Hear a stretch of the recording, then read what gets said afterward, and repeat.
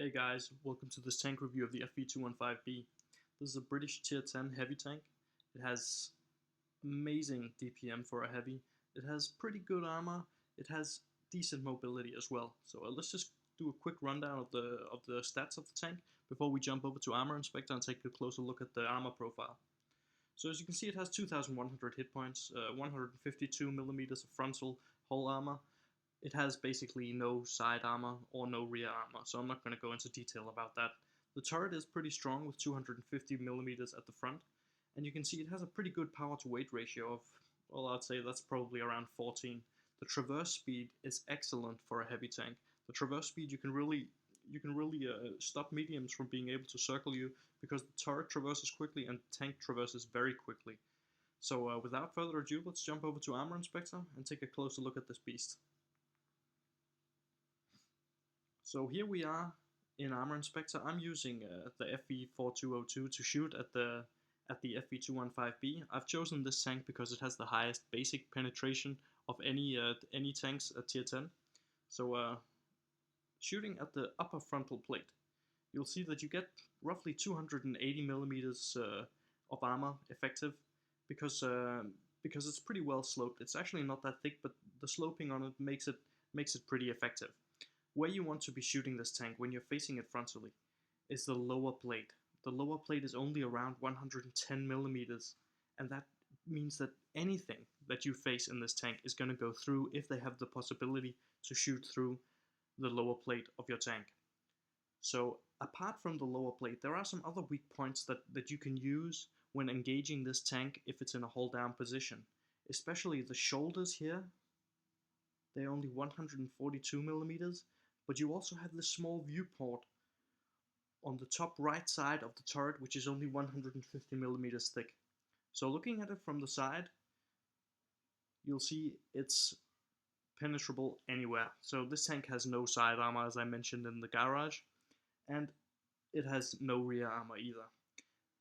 If you want to try to angle this tank a bit to make the upper plate more effective, possibly because your enemies are shooting heat through the upper plate, I wouldn't take it more than roughly to here. Roughly 17 degrees, something like that. You can see you actually get you still have the auto ricochet on the sides now, and you've increased the effective armor at the front of the upper plate to around 300 millimeters. The lower plate, although, is still going to be a massive weak point. So if you're facing one of these, always shoot at the lower plate if you have the option. If you don't have the option, go for the shoulders on the tank. The shoulders are very weak, as you can see. So I'm just going to do a quick show. I'm just going to show you guys quickly why this tank, I think this tank is probably one of the best tier 10 medium tanks in the game, or heavy tanks. So looking at the DPM potential of this tank, you'll see that it's 13% better than number 2 in the list, and that's the T110E5. You'll see it does, with a rammer, you'll do 3,000 damage a minute if you can keep this gun singing all the time. And comparing it to the best tier 10 DPM of all, which is the T62A and the Object 140, you are 10% worse than them. That's a very negligible difference, especially considering they have a much weaker or much lower hit points and also weaker armor. So you can really dish out the damage in this tank. And you shouldn't, when you're driving it, if you get the option of going one-on-one against any other enemy tanks, you should use it, because you can really just bully tanks with the amazing DPM. This is also one of the reasons why I've equipped my FV with adrenaline. I really think the adrenaline, it gives you that extra boost to really accentuate the excellent DPM potential in this tank. So apart from adrenaline, I use the tea and pudding and the multi-restoration pack. Equipment wise, I have the ventilation, rammer, and the vertical stabilizers. Another thing that I didn't mention earlier was that this tank gets an excellent aim time of 1.7 seconds and also very good accuracy at 0.33. Apart from that, it gets a view range of 255 meters, which is the highest on any tier 10 heavy tank in the game. So you could consider swapping out the improved ventilation for maybe coated optics, just to make sure that you get the initial spots and can get your gun singing straight away. So without any further ado, let's jump into some gameplay. I have some pretty good games coming up, and also a little collection of pictures showing the massive damage that you can really put out in this tank. Here we go, guys, first gameplay of this review, and I'm on Oasis Palms. I spot that my good friend Mr. Green, he's on my team, and I spot that the enemy team have a very strong platoon. So I make an initial mistake by writing that I'm going to the left side, but considering what tanks the enemy has, I decide to go to the right, as Mr. Green he suggested. So in this review, or in this replay, you're gonna see the snapshot potential, the DPM potential, and also the pretty good mobility. You can see here I'm pushing up this hill without any trouble, and that's because this tank also has excellent ground resistances. Apart from the good ground resistances, it also has a strong engine considering its weight, so it's pretty mobile to move around on the battlefield. So pushing along these dunes, this is really ABC land of tanks with good gun depression. Anything that has from I would say from 7 degrees and up is gonna have excellent playing ground on this side of this map. So I push up. I spot that the enemy are pushing aggressively on this side, and I decide to take a shot into the cluster of tanks that's passing in front of me. I spot that the Jagdpanzer, he's on my right. The Object 140, he's also down there somewhere. So I don't want to be too aggressive before I know that the left flank is covered. I spot the Patton going around, and he does. He pretty much stays over there. I was a bit concerned at this point that he was going to try to flank me, but luckily he doesn't. So I push over here trying to get a snapshot into the Object 140. I can see that the T-44, he's moving this way. So I'm advancing towards him, but I decide to hold still here because if I was going to crest this little ridge, that meant that my gun depression wouldn't be good enough to allow me to shoot the T-44. So I move around, I engage the Jagdpanzer because I can see that he and his platoon mate can give Mr. Green some grief, push back down, block the Object 140 from getting around me, driving into him, and constantly keeping my gun firing at the Jagdpanzer. Now, normally this isn't the best tactic to use, which is just letting one enemy shoot directly into you. Because of the DPM of this tank, you can allow yourself to be a bit more aggressive in who you select to shoot at. And you'll see the Object 140, he's going to have a very tough time against me now, because my DPM is amazing, and I also very luckily here bounce a shot from the IS-8. So I'm down to a one shot, but so is the Object 140, and I finish him off pretty quickly. The IS-8, he pushes aggressively towards me, but I get in front of him so he can't shoot down on my weak lower plate, and my friend takes him out. So pretty much all that's left in this replay now is just cleaning up the remains of the enemy team. So I push over the ridge, take out the Jagdpanzer, spot the IS-3 in front of me, and also know that the Patton, he's on my right side. So I don't want to die, because there's no reason to increase my repair cost. And I also give Mr. Green a little pat on the shoulder here and say he's always right. He's a great player. It's always nice to meet him on the greens. It's always nice to platoon with him as well. So I can see we have two 62As advancing on this Patton, and this Patton, he's pretty much, it's just a matter of time before he's dead. So Mr. Green, he puts a nice shot into him. So does our other 62, and I managed to finish him off. So you saw the pretty good ground resistances, you saw the great DPM, which you will see in every replay almost, and you also saw how quickly it can take out enemies. So without further ado, let's get into the next gameplay. So here we are on Fort Despair. This game is going to show you how you can become very overconfident in this tank. The sheer amount of damage that you can do to the enemies sometimes means that you do absolutely stupid things, and you're gonna see exactly what I mean in just a few minutes. So I'm pushing down the left side here with the IS-7, hoping that a bit more of my teammates are gonna support us, but it looks like they're all pushing around the medium route. So I decide to not be aggressive here, but take a pretty defensive stand at the second part of the stones walls over here. So I can side scrape in this tank, but it's not great for side scraping because the side armor is as terrible as I mentioned in Armor Inspector. But I do manage to land a nice snapshot on the IS-7. The snapshot potential of this tank, as I've said earlier, is also, it's very good because you have almost no aim time for a heavy tank. So now I see that the Jagdpanzer E100 he is here, the IS-7 he is here, and I'm pretty much all alone down here now. The IS-7 managed, or decided to push around the other way, but does manage to put a nice shot into the Jagdpanzer E100. So I don't want to engage the Jagdpanzer E100 and the IS-7 at the same time, so I try to go around here, trying to give this IS-7 some grief, and I pop the adrenaline, decide to take off his tracks, and now I'm pretty much just going to try to keep him in this position.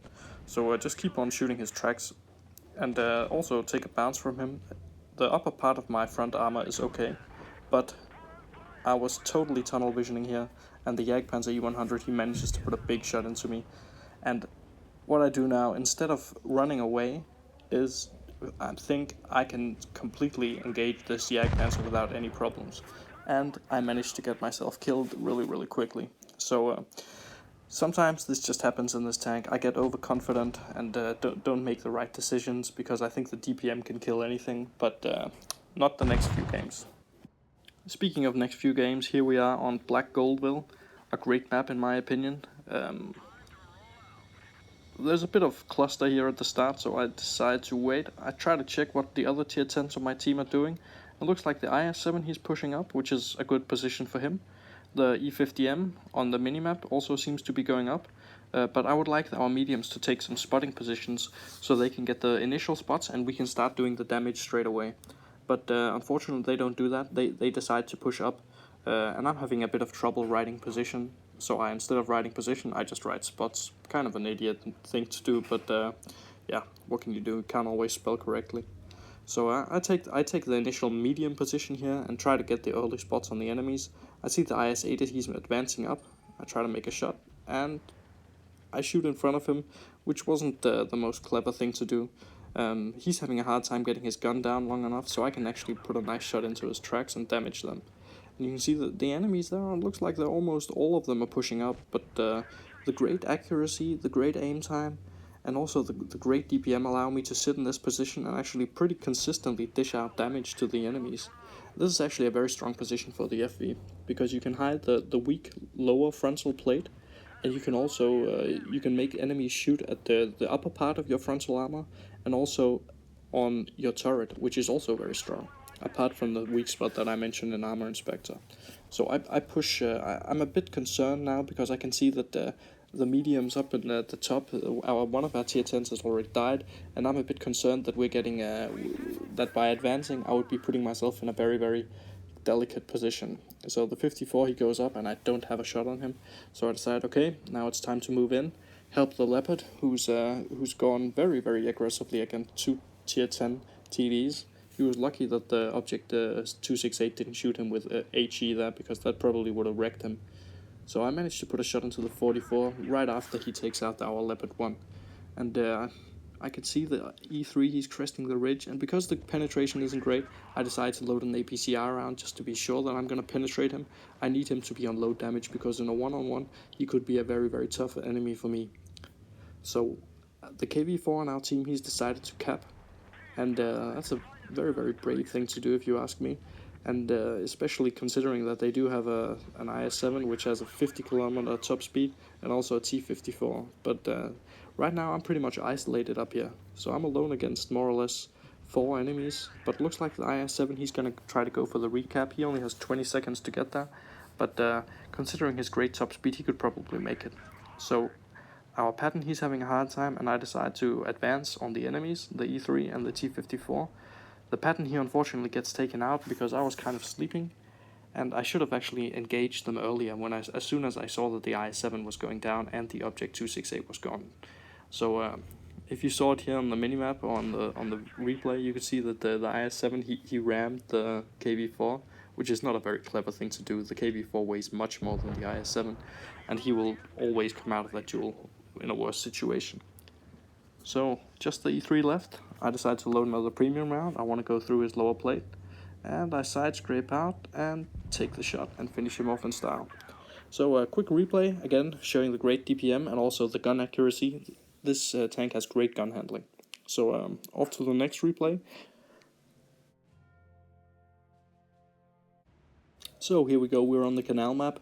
This is the second final replay of this review. I hope you've enjoyed it so far. A nice spot here on this in this game that the enemy have 3 medium tanks, so I decided to go help our FV215b and the M46 Patton. Unfortunately, it looks like, judging by the minimap movements, it looks like they're actually coming this way, which is gonna mean that I'm gonna have a bit of grief if they do decide to do so. So the FV, he's turning around now. He actually drives into me. I don't quite know what he's doing here, but he's oh, it seems he's gonna go push the T95.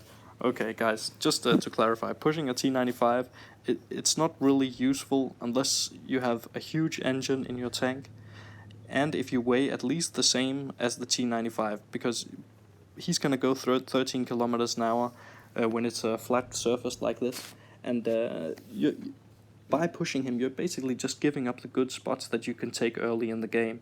So I decided to push around, try to use this little bush here to conceal myself from enemies, but I don't manage to do so, and I actually take a pretty big hit there from the M103.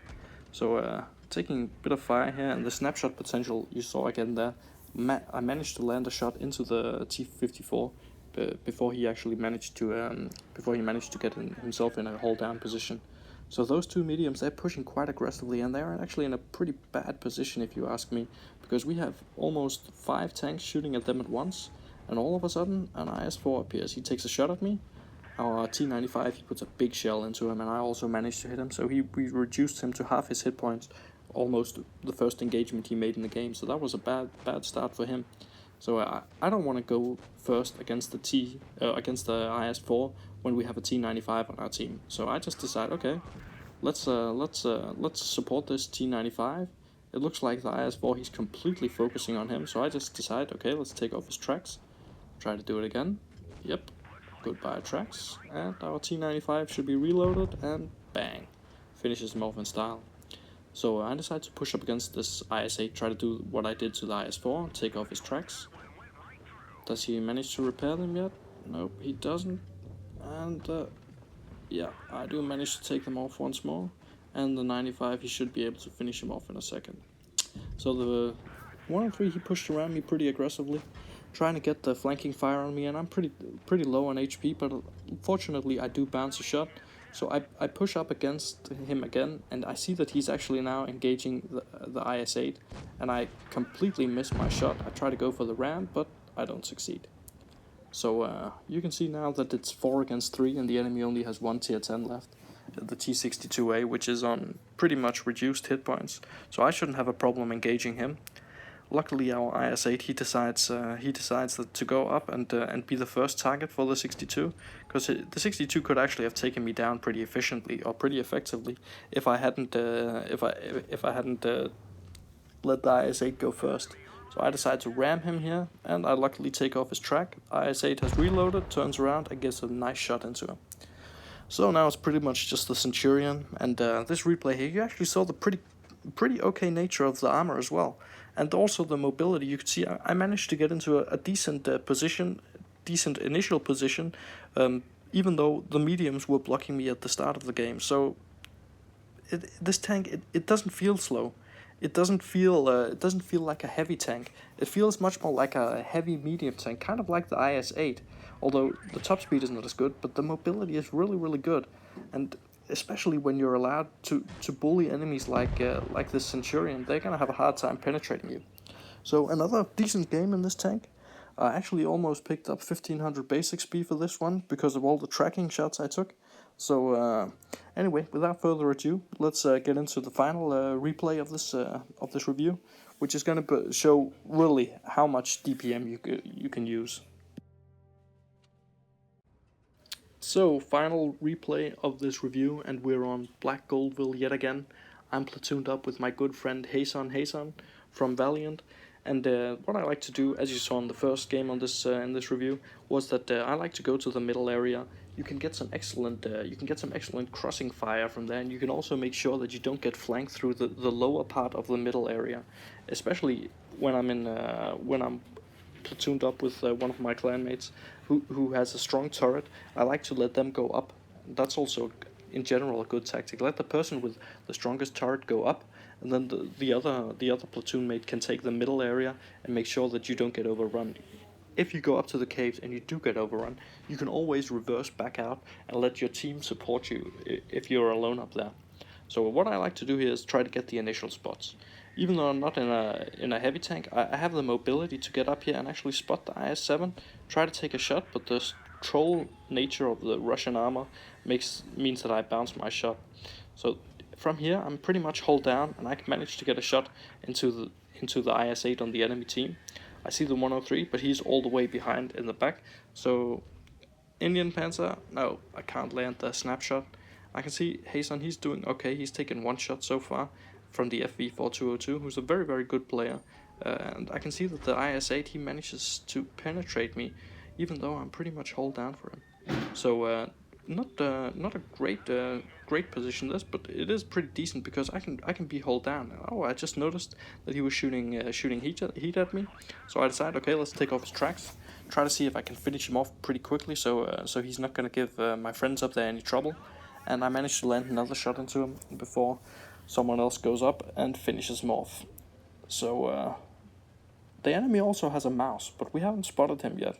And there's a pretty good reason for that. You'll see it in a second. No, he's not AFK, but he's just, yeah, I don't know what he's doing.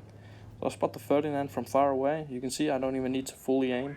You can really make snapshots on this tank. It's just amazing. The accuracy and the aim time, for a heavy tank, it's simply beautiful, especially if you're used to driving a tank like the IS-7 or maybe even the E100, which both have mediocre accuracy at best. So the 103 is pushed up, I decide to take off his tracks. I always like to go for the tracking shot. It's very important to keep your enemies still, especially when you have the possibility to do so.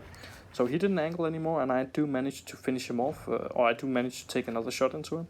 And our friends up in the caves have done a good job, and I can simply go around now behind the IS-7 and put some great fire into him. He can't really turn towards me. If he turns towards me, he has two enemies shooting at him from the front. So I decided, okay, let's just take off his tracks, turn around so we're ready to go and engage the Ferdinand again, and one more tracking shot and push forward. Yeah, so pretty effective cleanup up on the in the caves and also from below. If you've been counting, I think I've landed something like 8 shells so far, which is 3,000 damage. And here we go, here's the mouse. So I try to go for the weak spot on his turret, but the not great penetration on this gun means that you're gonna need to aim for the real weak spots, like the lower plate that I can shoot at now. Unfortunately now he's angled a bit, so I load a premium and go for another shot in his turret. The Ferdinand has been spotted again, so I don't want him shooting into my side, so I decide to reload and finish him off.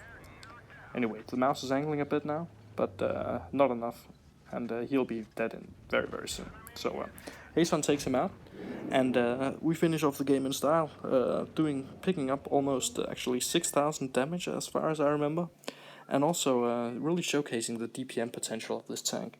And just before I end off this replay, I'd like to show you a few other games I've had in this tank, just to highlight how much DPM you can do. I really think I've had like almost 50% of my games in this tank I've done over 5,000 damage, which is simply amazing. So here we go. First one, 5,028 damage. Second one, 5,123 damage, also with a small profit. Next one, 5,700 damage, and also a mastery base. And next one, 6,500 damage, almost a mastery, and a little profit as well. And the last one, 7,300 damage, without any problems. So I hope you enjoy the review, have fun.